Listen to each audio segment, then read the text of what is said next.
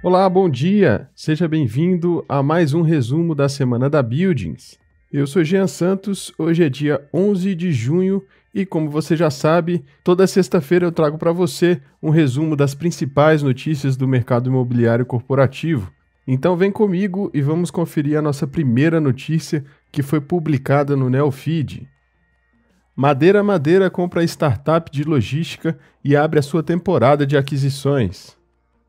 Em janeiro, quando anunciou um aporte de 190 milhões de dólares, liberado pelo SoftBank e pela Dynamo, a Madeira abriu a temporada de unicórnios brasileiros em 2021. 5 meses depois, com caixa reforçado, a plataforma online de imóveis e produtos para casa está inaugurando uma agenda de aquisições. A empresa anunciou na última quarta-feira, dia 9 de junho, a compra da iTrack Brasil, startup paulista de softwares para logística. A transação é a primeira aquisição da empresa e marca o início de uma estratégia de crescimento inorgânico. O valor da transação não foi revelado. Segundo Daniel Scandian, cofundador e CEO da Madeira, abre aspas, a logística é um dos pilares para destravar o potencial da nossa categoria, que tem estratégias muito complexas, e a compra da iTrack está alinhada com a necessidade de incorporar tecnologias para lidar com essa questão. Fecha aspas. Fundada em 2017, a iTrack Brasil tem um portfólio que cobre e ajuda a gerenciar todas as etapas do transporte de mercadorias. O leque inclui desde softwares de rastreamento de carga e de roteirização até um programa de avaliação, mensuração e compensação de emissões de CO2 nas entregas.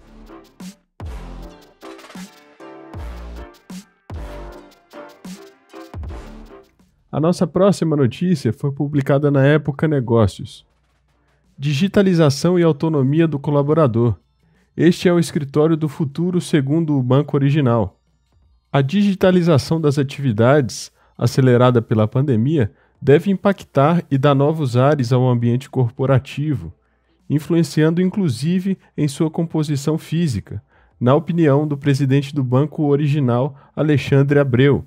Segundo ele, abre aspas, vivenciar a pandemia foi uma experiência impactante para toda a sociedade, tanto do ponto de vista pessoal quanto profissional. A tendência à digitalização, que ficou ainda mais clara durante o período com o papel da tecnologia crescendo exponencialmente, é muito relevante para pensarmos o futuro dos escritórios. Fecha aspas. O período de isolamento trouxe algumas mudanças para os planos da companhia, entre elas algumas adequações para a nova sede. Em 2020, tínhamos planejado a nossa mudança de sede para um prédio novo, mais moderno, com 24 andares que unificaria todas as equipes do banco que antes estavam espalhadas em 5 sítios diferentes.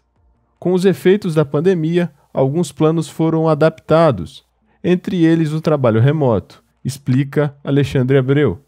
Enquanto o modelo anterior englobava somente 30% dos colaboradores trabalhando em casa, o novo ampliou esse percentual para 80%. Abre aspas, acreditamos na liberdade de escolha, tanto para os clientes como para as nossas equipes. Por isso, o colaborador terá autonomia para optar pelo formato mais efetivo, podendo realizar o trabalho de onde estiver, sempre acertando com a sua liderança. Acreditamos que há uma tendência para esse modelo híbrido de forma geral no mercado. Fecha aspas. A segurança foi uma das palavras de ordem nessa estruturação. Em um andar onde trabalhavam 100, hoje a empresa terá entre 30 e 40 pessoas aproximadamente. Sabemos o quanto a sede de uma empresa é importante e trouxemos um novo espaço para nossos colaboradores, com ambientes amplos, arejados e práticos, conclui o presidente.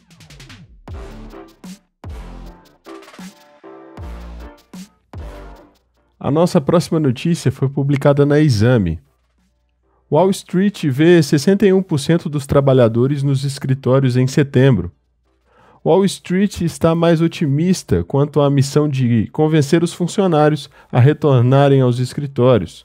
Empresas do setor de serviços financeiros esperam que 61% dos funcionários estejam de volta no final de setembro, em relação a 50% no levantamento de março, segundo pesquisa da Partnership for New York City. Cerca de 14% dos profissionais do setor financeiro já retornaram, a segunda maior ocupação entre os setores pesquisados, mas ainda bem atrás do setor imobiliário, com 70%.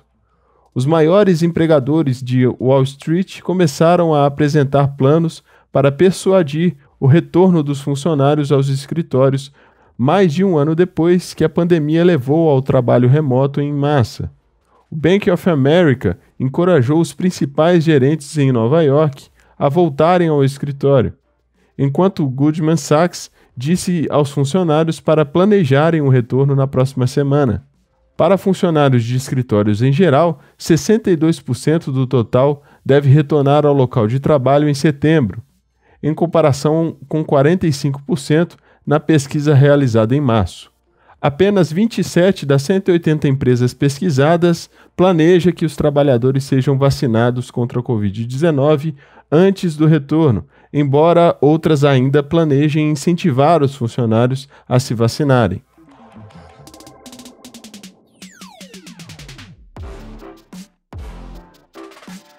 A próxima notícia é da Folha de São Paulo e traz dados e análises da Buildings. Alta na oferta de escritórios na Faria Lima abre janela para negociar locação. A região da Faria Lima, avenida que cruza os bairros de Pinheiros, Itaim Bibi e Vila Olímpia, na capital paulista, é uma espécie de objeto de desejo do mercado corporativo. Mais do que uma área que concentra prédios de bancos, financeiras, startups e grandes empresas, a via carrega um simbolismo de ser uma zona de circulação de cifras importantes. Para as empresas com esse tipo de aspiração, o momento é favorável para iniciar negociações. O preço do metro quadrado não caiu, mas novas entregas previstas para esse ano elevarão a taxa de vacância na região, em meio às incertezas quanto à velocidade da vacinação contra a Covid-19 e da retomada nas ocupações dos escritórios. O Faria Lima Plaza, por exemplo, deve colocar 40 mil metros quadrados em lajes de alto padrão no mercado. Um diferencial do empreendimento é a localização. Fica no Largo da Batata, na chamada Faria Lima com metrô, próximo à estação de mesmo nome. Fernando Diziacas, sócio-diretor da Buildings, diz que são grandes as expectativas com a performance de locação desse edifício. Já se calcula que a região da Faria Lima chegue até o meio do ano a taxa de disponibilidade de 15%, o que o mercado considera um cenário de neutralidade para as negociações, quando não pende nem para os locadores, nem para os locatários. Hoje, essa taxa está em 11%, considerado favorável aos proprietários. Segundo Diziacas, da Buildings, são poucos os empreendimentos da região na estrutura de fundos imobiliários. Por serem muito caros, o retorno é baixo.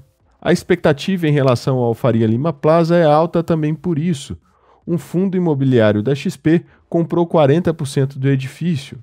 Além disso, a Buildings calcula que essa taxa entre os edifícios corporativos na Faria Lima esteja em 8,32%. No primeiro trimestre do ano passado, estava em 4,18%. A diretora de transações da JLL lembra que a Faria Lima foi a última das regiões Prime, que inclui ainda Chucre Zaidan, Juscelino Kubitschek e Berrini, a sentir o impacto das devoluções de lajes. Quando 2020 começou, a região tinha apenas 5% de disponibilidade de escritórios de alto padrão. Com a disputa por espaço, os preços começavam a subir. Para Diziacas, a taxa de pré-locação desses edifícios demonstra que empreendimentos de alta qualidade e com boa localização encontram demanda. Atualmente, como muitas empresas estão com seus edifícios fechados, pode haver a sensação, segundo ele, de que a região está esvaziada. No entanto, muitas optaram por esperar. Ele explica, abre aspas, em grande parte dos contratos de locação, a empresa tem que devolver no formato que alugou, sem parede, sem móveis, com pintura branca. O custo de devolução de desmobilização é muito grande e, a depender do momento do contrato, a empresa paga uma multa e pode ser bem elevada. Fecha aspas.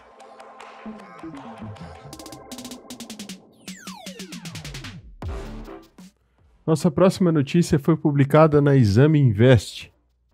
Com a alta dos juros, como fica o rendimento dos fundos imobiliários? A forte queda na taxa básica de juros nos últimos anos atraiu muitos investidores para aplicação em fundos imobiliários, os FIIs. Apenas em 2 anos, quando a taxa caiu de 6,5% para a mínima histórica, o valor de 2% ao ano, o número de pessoas que colocaram dinheiro em FIIs saltou de 90 mil para 1,1 milhão, segundo o levantamento feito pelo Núcleo de Real Estate da Poli-USP. Agora, com a perspectiva de aumento da Selic para cerca de 6% até o final do ano, quem entrou na aplicação deve reconsiderar aportes feitos nos fundos? Segundo Arthur Vieira de Moraes, especialista em fundos imobiliários e professor da Exame Academy, não. Para ele, a alta dos juros pode até valorizar as aplicações. Isso porque muitos fundos imobiliários, quando emitirem novas cotas, precisam ter caixa para aquisições de imóveis, e essas operações não acontecem rapidamente. Hoje, o dinheiro dos fundos aplicado nessa reserva cautelosamente indexa o CDI. Está rendendo 3,5% bruto, sem descontar impostos. Enquanto isso, os FIIs precisam continuar a manter o valor dos dividendos distribuídos em cerca de 7%. De acordo com o professor, abre aspas, a alta prevista para a Selic muda pouco os rendimentos distribuídos pelos FIIs. A alta dos juros, que deve acontecer até o final do ano, já está precificada no valor. Ainda segundo Moraes, a meta da Selic e o CDI chegam a 2% ao ano, mas o rendimento dos títulos públicos pré-fixados se manteve entre 6% a 8% ao ano, porque o mercado nunca achou cabível um juro nesse nível no país. Antes de finalizar, te convido para conferir os artigos e outros conteúdos publicados no portal da revista Buildings e também lá no nosso canal do YouTube. Nesta semana, publicamos uma matéria exclusiva sobre o que é o Escritório do Futuro. Trouxemos o case da Ecogen Brasil, que trocou as paredes altas, as portas fechadas e as salas de reuniões imponentes por um escritório moderno e mais humanizado. Além disso, publicamos uma pesquisa de mercado sobre a relação atual das empresas com seus escritórios. Se ainda não respondeu nossa pesquisa, queremos deixar aqui um convite. Divida com a gente quanto o seu escritório mudou nestes últimos meses em razão da pandemia. E para aqueles que se interessam por fundos imobiliários, publicamos recentemente uma análise completa sobre o fundo JSRE11, que possui em seu portfólio edifícios em São Paulo de padrão AAA.